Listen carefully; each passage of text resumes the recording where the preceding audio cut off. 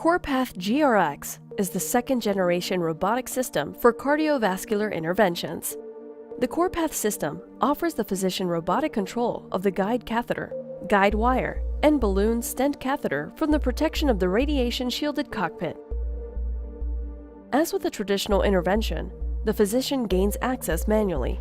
In preparation for CorePath, the physician attaches the drive gear to the Y connector and then connects the guide catheter. With CorePath's bedside unit draped, the scrub staff employee moves the extended reach arm into position. You can now see the single-use cassette mounted on the robotic drive, which is where the interventional devices will be loaded. The physician loads the guide catheter into the single-use cassette using the fine-tuned controls on the robotic drive.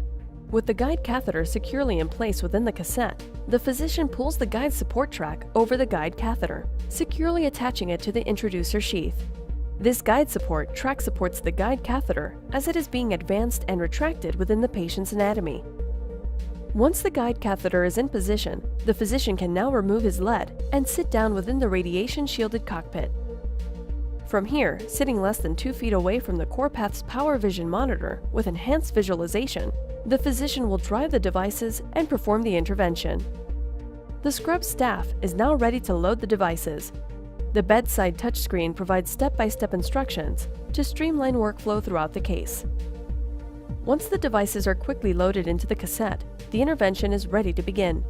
With the guide wire position locked in place within the cassette, the scrub staff adjusts the radiation shield to maximize her radiation protection and steps away to minimize her radiation exposure. The physician can advance, retract, and rotate the guide wire in order to cross the targeted lesion. As necessary, devices can be quickly exchanged by the scrub staff throughout the procedure.